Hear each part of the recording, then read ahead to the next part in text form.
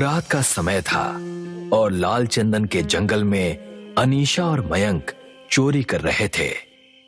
अरे जल्दी ये लाल चंदन को टेम्पो में डाल। इतना स्लो स्लो क्यों कर रहा है?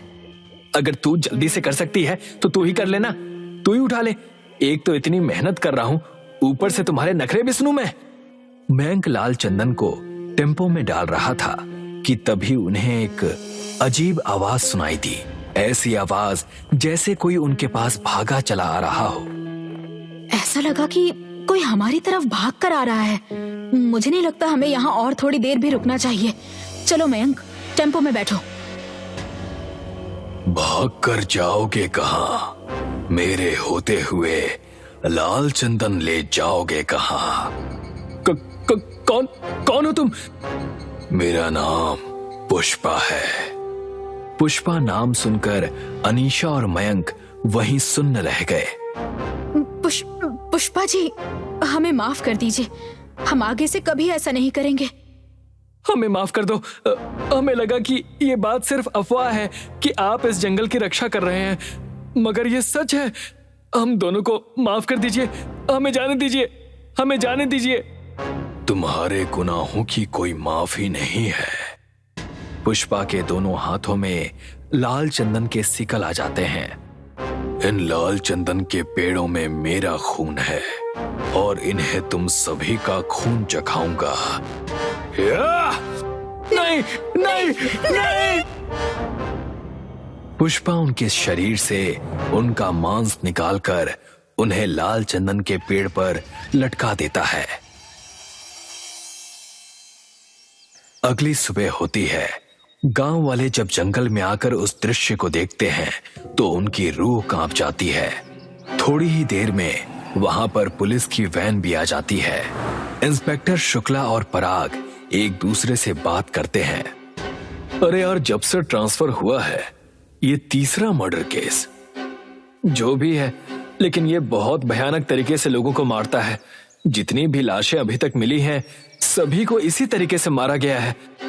पराग, जंगल के अंदर एक बार जाकर देखना होगा हमें। चलिए, अब जाकर जंगल में तो देखना ही होगा। शुक्ला और पराग दोनों ही जंगल में तलाशी के लिए जाते हैं। जंगल के अंदर जाते जाते दोपहर हो जाती है। तभी उन्हें एक आवाज सुनाई देती है। क्यों आए हो यहाँ? आखिर तुम लोग चाहते क्या हो? शुक्ला और पराग पीछे मुड़कर देखते हैं कि वहां पर एक तांत्रिका एक बड़े से पेड़ के नीचे बैठी हुई है। जी, मैं इंस्पेक्टर शुक्ला हूँ। मैंने एक्सपेक्ट नहीं किया था कि जंगल के अंदर मुझे कोई तांत्रिका मिलेगी। क्या चाहते हो तुम लोग? यहाँ क्यों आए हो? लाल चंदन के इस जंगल में कई सारी लाशें बरामद हुई हैं। उन्हीं के केस के लिए हम जंगल में जांच कर रहे हैं कि कहीं कोई हमें सुराग मिल जाए। ये सब उस पुष्पा का किया धरा है। पुष्पा ही है जो लोगों को इस जंगल में मार रहा है। पुष्पा? मगर वो तो मर चुका है ना, ये कैसे मुमकिन है? मर तो वो चुका है, मगर उसकी आत्मा आज भी इस लाल चंदन के जंगल में भटक रही है। आखिर उस पुष्पा के साथ हुआ क्या था जो वो अचानक से यहाँ से गायब हो गया था? तांत्रिका जी, हमें पूरी बात बताइए। पुष्पा और उसकी दोस्त मीना लाल चंदन की स्मगलिंग किया करते थे। हमें जल्द से जल्द इन लाल चंदन के पेड़ों को काट कर डिलीवरी करनी होगी, नहीं तो हमारा पैसा नहीं मिलने वाला। थोड़ा शांत हो जाओ मीना। धीरे धीरे करके इन पेड़ों को काटना होगा, नहीं तो सरकार की नजर में आ जाएंगे और धंधा बंद हो जाएगा। हमारे साथ कोई क्या ही करेगा। चलो यार, काटो। जितने पेड़ काट सकते हो काट लेते हैं। एक बार बोला ना मैंने नहीं। यहाँ डिसीजन मैं लेता हूँ। पुष्पा, तुम नहीं, तो जो मैं कहता हूँ वही होगा। वो एक दिन था जब उनकी दोस्ती में कड़वाहट आ गई थी। पुष्पा अपने धंधे में बहुत अच्छा था। सारे फैसले पुष्पा ही लिया करता था। हर जगह पुष्पा का ही नाम छाया था और ये बात कई सारे बाहुबलियों को अच्छी नहीं लग रही थी। ऐसे ही एक रात को जब पुष्पा और मीना लाल चंदन को जंगल से ले जा रहे थे, तभी वहां पर कुछ लोग आ गए। क्या हुआ? मारने आए हो मुझे? तो रुक क्यों गए? आ जाओ। पुष्पा पर एक साथ वो लोग हमला करते हैं, मगर पुष्पा को हरा नहीं पाते हैं। मुझे मारना आसान समझा क्या? किसी को छोड़ेगा नहीं साला। मीना पुष्पा के पीछे खड़ी थी।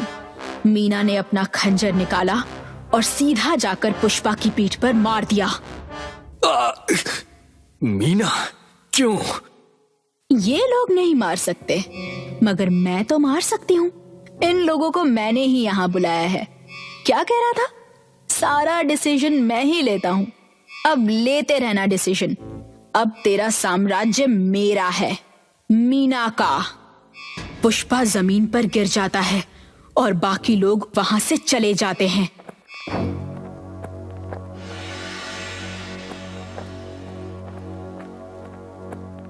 पुष्पा का अधमरा शरीर सिर्फ अपनी आंखों की पुतलियां ही हिला पा रहा था। तभी लाल चंदन के पेड़ से एक सांप नीचे उतरने लगा। मैंने तुम्हें लड़ते हुए देखा था। तुम्हारा शरीर बहुत ताकतवर है। अब ये शरीर मेरा हुआ।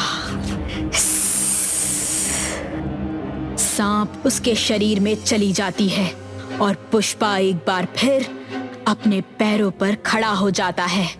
और दूसरी ओर मीना और उसके साथी खुशी से लाल चंदन उठाकर जंगल से बाहर जा रहे थे।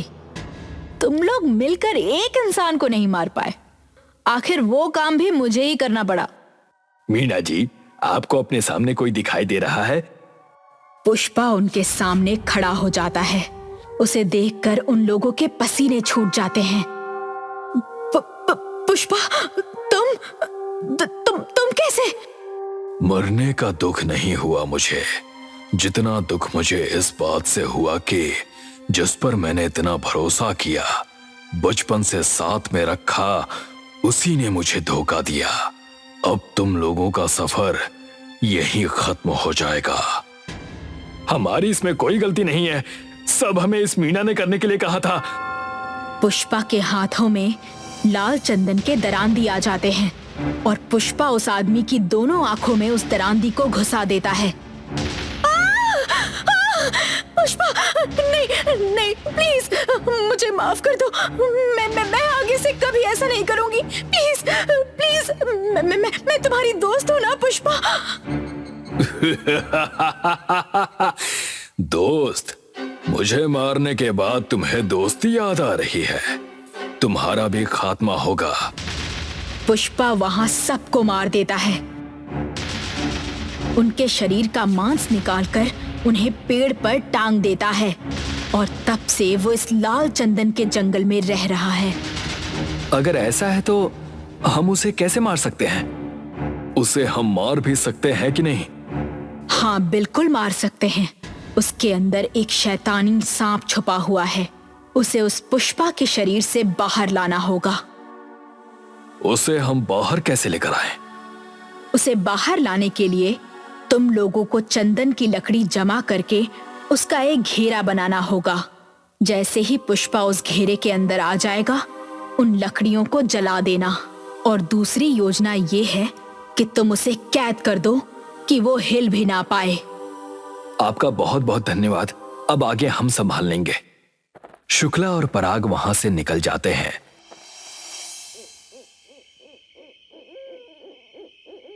और अगली रात फिर जंगल में लौट कर आते हैं। पुष्पा बाहर आता है। गलती, बहुत बड़ी गलती कर दी तुम दोनों ने। पुष्पा, मेरी बात सुनो। लोगों को मारना बंद कर दो। और वैसे भी यहाँ के लाल चंदन का राजा तो तुम ही हो ना। बातें मत करो। आज तुम्हारा यहाँ आखिरी दिन था। मैं तुम दोनों को यहीं मार दूंगा। शुक्ला और पराग वहां से भागने लगते हैं। कहाँ भागोगे? इस जंगल का राजा मैं हूं। पुष्पा उनका पीछा करने लगता है। शुक्ला और पराग एक जगह आकर रुक जाते हैं। अब कहाँ भागोगे तुम दोनों? हमारी छोड़ो, अब तुम कैसे भागोगे वो सोचो। अपने चारों ओर देखो। तुम लाल चंदन की लकड़ियों के घेरे में हो, जिसे हमने तेल में डुबाया है। पराग, जल्दी आग लगाओ। पराग उन लकड़ियों पर आग लगा देता है और पुष्पा तड़पने लगता है। उस सांप का सर उसके मुंह से बाहर आने लगता है। तभी पराग के हाथों पर खून की बूंदें टपकने लगी। पराग ऊपर पेड़ की ओर देखता है और पाता है कि वहां तांत्रिका का सर कटकर लटका हुआ है। शुक्ला सर, ऊपर देखिए। जैसे ही शुक्ला ऊपर देखता है, पुष्पा उस घेरे से बाहर आकर पराग के गले को अपने लाल चंदन के सीकल से काट देता है। पराग!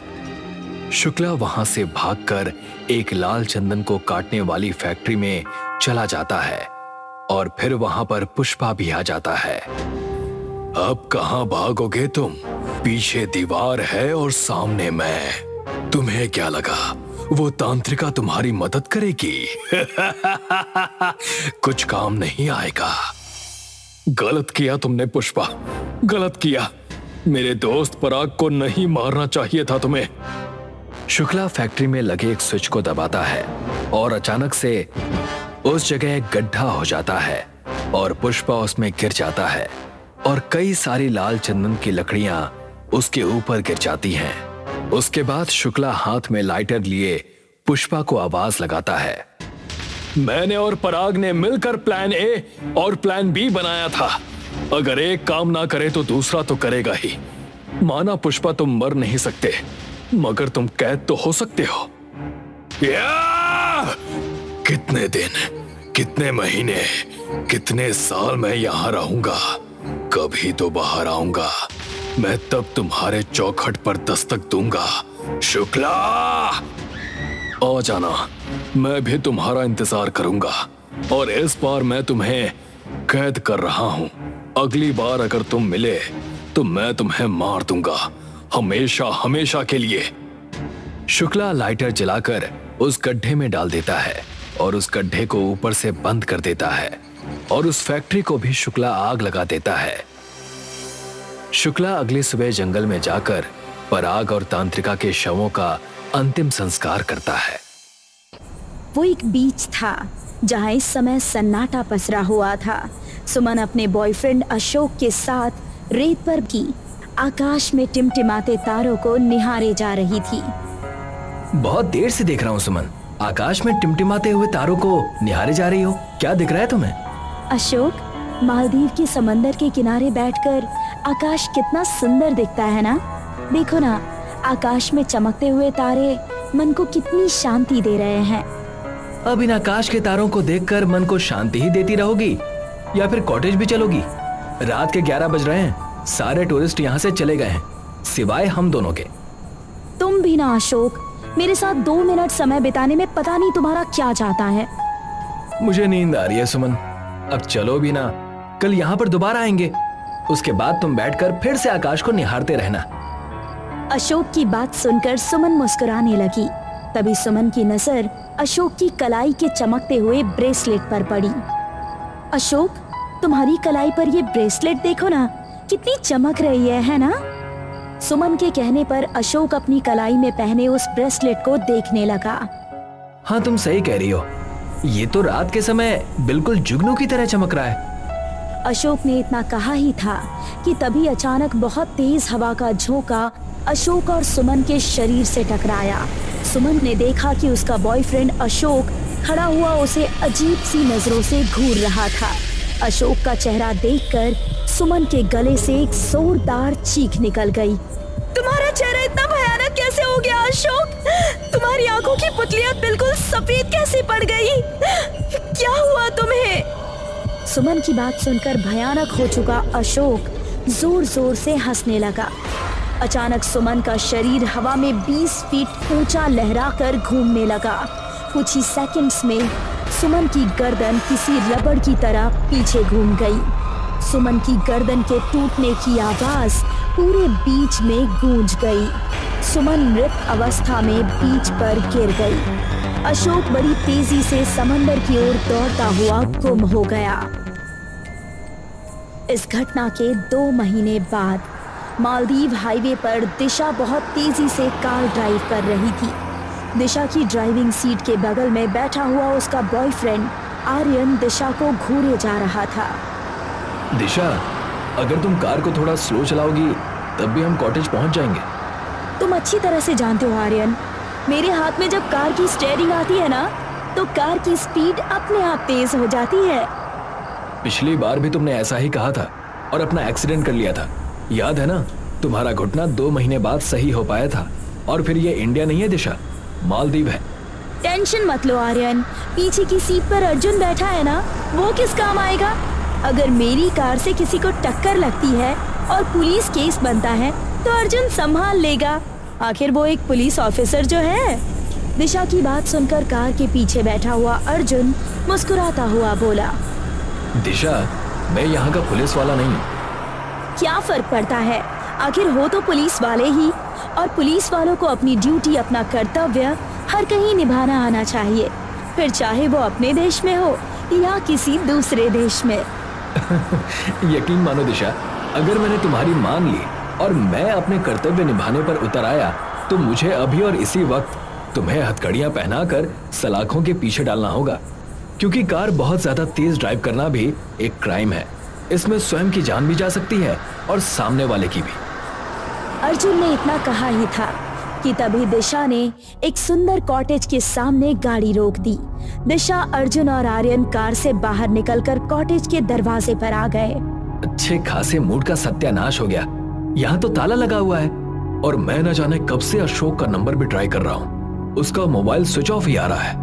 अरे मैं तो पिछले 1 महीने से सुमन को फोन लगा रहा हूँ, उसका फोन भी स्विच ऑफ ही आ रहा है। पता नहीं अशोक और सुमन को मालदीव कितना पसंद आ गया है। पूरे 2 महीने हो गए हैं और दोनों ने घर की तरफ मुड़कर देखा भी नहीं।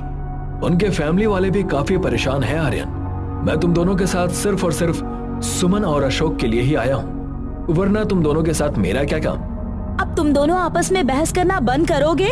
हम बहस नहीं कर रहे दिशा, हम बात कर रहे हैं। मत भूलो कि वो मेरी बहुत अच्छी दोस्त है, मुझे उसकी एक एक आदत पता है। चलो अब अंदर चलते हैं। अंदर का नजारा देखकर उन सभी के मन विचलित हो गए।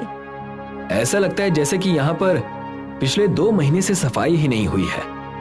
तुम बिल्कुल सही कह रहे हो, पता नहीं क्यों मुझे कुछ तो गड़बड़ लग रहा है। दिशा, आर्यन बता रहा था कि वो पिछले 1 महीने से अशोक का नंबर ट्राई कर रहा है, मगर उसका फोन स्विच ऑफ आ रहा है। और मैं भी कई बार सुमन का नंबर ट्राई कर चुका हूँ, सुमन का नंबर भी स्विच ऑफ ही आ रहा है। और इस कॉटेज को देखकर ऐसा मालूम पड़ रहा है जैसे वो दोनों हफ्तों से इस कॉटेज के अंदर आए ही ना हो।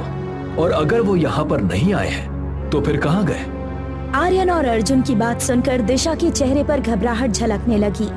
उसका दिल किसी अनहोनी आशंका से धड़कने लगा। हमें जल्द से जल्द उन दोनों को तलाश करना होगा, अब तो मुझे बहुत टेंशन होने लगी है। तभी दिशा की नजर टेबल पर रखे हुए एक बहुत सुंदर ब्रेसलेट पर पड़ी। आर्यन, देखो ना कितना सुंदर ब्रेसलेट है, जरूर सुमन ने ये अशोक के लिए खरीदा होगा। उस ब्रेसलेट को देखकर आर्यन उस ब्रेसलेट की सुंदरता में खो गया। वो सब कुछ भूल गया कि कुछ देर पहले वहाँ पर क्या बातचीत चल रही थी। वो उस ब्रेसलेट को उठाकर उसे गौर से देखने लगा। तभी उसके कानों में अर्जुन की आवाज टकराई। अरे यार, अगर तुम्हें ये ब्रेसलेट इतना ही पसंद आ रहा है तो तुम इसे पहन लो और चलो यहाँ से। पहले हमें अशोक और सुमन को तलाश करना होगा। अर्जुन की आवाज सुनकर आर्यन जैसे ही अपने होश में आया, आर्यन ने तुरंत वो ब्रेसलेट अपनी कलाई में पहन लिया। मुझे लगता है कि हमें शुरुआत मालदीव के बीच से करनी होगी, क्योंकि सुमन को समुद्र के किनारे की रेत बहुत पसंद है। कुछ ही देर में अर्जुन, दिशा और आर्यन मालदीव के बीच में अशोक और सुमन के बारे में वहाँ के लोगों से उसकी तस्वीर दिखाकर पूछताछ कर रहे थे। उन तीनों की मेहनत रंग लाई। एक फूलों की दुकान का मालिक आर्यन को देखकर बोला, इन्हें मैं पहचानता हूँ साहब, मैंने इन्हें आज से 2 महीने पहले इसी बीच के आसपास देखा था। क्या बात कर रहे हो तुम 2 महीने पहले? उसके बाद तुमने इन्हें कभी नहीं देखा क्या? नहीं साहब, मुझे अच्छी तरह से याद है। रात के 10 बजे के आसपास का समय था। मैं दुकान बंद करके जा रहा था। वो क्या है ना कि रात 11 बजे तक यहाँ से सभी लोग चले जाते हैं। मैंने उन दोनों को घर जाने के लिए बोला भी, लेकिन उन दोनों के मूड से ऐसा लग रहा था जैसे कि वो आधी रात से पहले यहाँ से जाने वाले नहीं हैं। अजीब बात है, वो दोनों अपने कॉटेज में भी 2 महीने से नहीं पहुंचे यहाँ की पुलिस को कुछ होश नहीं रहता क्या? रहने दीजिए साहब, अब मुंह मत खुलवाइए। ये मालदीव है। सरकारें तो बस टूरिस्ट की सुरक्षा का वादा करती हैं और उसके बाद क्या होता है ये तो आप जानते ही हैं। और आप तो स्वयं पुलिस वाले हैं। इतना कहकर वो दुकानदार अपने काम में लग गया। तभी एक अजीब सा दिखने वाला व्यक्ति वहाँ पर आ पहुँचा और अचानक उसने आर्यन की कलाई पकड़ ली। ये क्या बदतमीजी है? मेरी कलाई छोड़ो। ये बदतमीजी नहीं है साहब, तुम्हारी चिंता है, इस वजह से तुम्हारी कलाई पकड़ी है। तुम जो अपने हाथों में ब्रेसलेट पहने हो, वो ब्रेसलेट तुम्हारी और तुम्हारी गर्लफ्रेंड के लिए मौत का सामान है। क्या बक रहे हो तुम? यहाँ से चले जाओ। एक तो वैसे भी हम तीनों अपने दोस्तों को लेकर परेशान हैं और ऊपर से तुम्हारी बकबक हम झेल नहीं सकते। जाओ यहाँ से। मैं जानता हूँ साहब, आप जरूर एक लड़का और एक लड़की के लिए चिंतित होंगे, मगर यकीन मानिए साहब, वो दोनों अब आपको कभी नहीं मिलेंगे। कभी नहीं मिलेंगे से तुम्हारा क्या मतलब है? समंदर की गहराइयों से आज तक कभी कोई निकल नहीं पाया है साहब। इतना कह सकता हूँ, अपने दोस्त से ये ब्रेसलेट उतरवा कर फेंक दो। ये कब से बकवास किए जा रहा है? तुम दोनों इसे भगाते क्यों नहीं? जाता हूँ साहब, जाता हूँ। जब तुम्हारे दोस्त तुम्हारी आंखों के सामने भयानक मौत मरेंगे, उस वक्त तुम मेरी बातों को याद करोगे। मगर याद रखना, तुम्हें तुम्हारे सवालों के जवाब मालदीव के उस घने जंगल में बनी हुई उस कॉटेज में ही मिलेंगे, जहां भगीरा नाम की एक अंग्रेज काला जादू करती है, जो शैतान को प्रसन्न करने के लिए ना जाने कितने लोगों को इस ब्रेसलेट के जरिए भेंट चढ़ा चुकी है। इतना कहकर वो व्यक्ति वहाँ से चला गया। दिशा, अर्जुन और आर्यन ने उसकी बात पर कोई ध्यान नहीं दिया। उन दोनों को अशोक और सुमन के बारे में पूछताछ करते करते काफी समय हो गया था। बीच पूरा खाली हो गया था। वो ब्रेसलेट बुरी तरह से चमकने लगा। ये ब्रेसलेट अचानक ऐसे कैसे चमकने लगा आर्यन? पता नहीं दिशा, मैं भी यही देख रहा हूँ। आर्यन ने इतना कहा ही था कि तभी एक तेज हवा का झोंका दिशा और आर्यन के शरीर से टकराया। अचानक आर्यन का चेहरा एक बड़े ही भयानक चेहरे में परिवर्तित हो गया। उसके चेहरे की खाल किसी काली चमड़ी के जैसी हो गई और उसकी आंखों की पुतलियां बिल्कुल सफेद रंग की हो गई। ये अचानक तुम्हें क्या हो गया आर्यन? तुम्हारा चेहरा इतना भयानक कैसे हो गया? दिशा की बात सुनकर आर्यन जोर जोर से हंसने लगा। तभी दिशा का शरीर 20 फीट ऊंचा हवा में उड़ गया और देखते ही देखते उसकी गर्दन किसी रबड़ की तरह पीछे की ओर घूम गई। कुछ ही क्षणों में दिशा की गर्दन उखड़कर जमीन पर गिर पड़ी। आर्यन दिशा की लाश को लेकर समुंदर की ओर बुरी तरह से दौड़ने लगा। सब कुछ इतनी जल्दी हुआ कि अर्जुन को कुछ सोचने और समझने का मौका ही नहीं मिला। ओह माय गॉड, ये सब क्या हो गया? इसका मतलब वो अजीब सा दिखने वाला आदमी सही बोल रहा था। उसकी जुबान से निकला हुआ एक एक शब्द सही था। लेकिन ऐसा कैसे हो सकता है? मुझे जरूर उस घने जंगलों में बनी हुई कॉटेज में जाना होगा। हाँ, उसने कहा था कि तुम्हें तुम्हारे सारे सवालों के जवाब वहीं मिलेंगे। कुछ ही देर में अर्जुन की कार हवा से बातें कर रही थी। उसकी कार का रुख जंगलों की ओर था। कुछ ही देर में उसकी कार जंगल में बनी हुई एक कॉटेज के सामने आकर रुक गई। तुरंत तेज कदमों से वो उस कॉटेज के अंदर चला गया। तभी उसके कानों में किसी औरत की आवाज टकराई। तुम्हें यहाँ पर नहीं आना चाहिए था। कौन हो तुम? और तुम्हारी इतनी रात में यहाँ आने की हिम्मत कैसे हुई? तुम जो कोई भी हो, सामने क्यों नहीं आती? जो भयानक दृश्य मैंने अभी अपने आंखों के सामने देखा है, मैं उसे बयान नहीं कर सकता। तभी कमरे में चारों ओर एक काला धुआं फैल गया और देखते ही देखते उस काले धुएं ने एक बहुत ही अजीब सी दिखने वाली औरत का रूप धारण कर लिया। कौन हो तुम? भगीरा। मालदीव के लोग मुझे भगीरा के नाम से जानते हैं। आखिर उस ब्रेसलेट में ऐसा क्या है जिसने मेरी दोस्तों की जान ले ली? मुझे विश्वास है कि 2 महीने पहले इस ब्रेसलेट ने ही सुमन और अशोक की जान ली होगी। सुमन और अशोक का नाम सुनकर वो औरत रहस्यमयी अंदाज में मुस्कुराती हुई बोली, कुछ महीने पहले तुम्हारे दोस्त मेरे पास आए थे, जो 1 नंबर के मूर्ख थे। तुम झूठ बोल रही हो। वो तुम्हारे पास क्यों आएगी? तुम्हारी दोस्त मुझसे एक ऐसा ताबीज बनवाने के लिए आई थी जिससे उसका बॉयफ्रेंड उसे कभी भी छोड़कर ना जा सके, लेकिन वो एक मूर्ख लड़की थी। उसका बॉयफ्रेंड उसे वैसे भी कभी छोड़कर नहीं जाता। मैंने उसे वो ब्रेसलेट दे दिया था। वो ब्रेसलेट कोई मामूली ब्रेसलेट नहीं था, बल्कि शैतान का एक चिन्ह था। शैतान के बलि लेने के अलग अलग तरीके होते हैं। बेवकूफ इंसान, बस उसे एक आखिरी बलि और चाहिए, उसके बाद मुझे अमर होने से कोई नहीं रोक सकता। समझ गया, तुम बेचारे भोले भाले लड़के लड़कियों को मूर्ख बनाती हो और उन्हें शैतान का ब्रेसलेट पकड़ा देती हो, और शैतान उनके बॉयफ्रेंड के शरीर में घुसकर अपनी गर्लफ्रेंड की जान ले लेता है। उसे समंदर में उनकी लाशों को खींच कर ले जाता है। तुम बाकी इंसानों से काफी समझदार मालूम होते हो, और हर 3 महीने बाद वो ब्रेसलेट मेरे पास स्वयं आ जाता है। और फिर मूर्ख इंसानों की तो कोई कमी नहीं है, कोई ना कोई इंसान मेरे पास आ ही जाता है। बगीरा की बात सुनकर अर्जुन ने तुरंत अपनी जेब से पिस्तौल निकाल ली। इसका मतलब ये है कि वो ब्रेसलेट ही तुम्हारी ताकत है। अभी तुम अमर नहीं हुई हो। अगर मैं तुम्हें अभी और इसी वक्त गोली मार दूं, तो तुम्हारा खेल खत्म हो जाएगा। बगीरा को बिल्कुल भी उम्मीद नहीं थी कि अर्जुन ऐसी हरकत करेगा।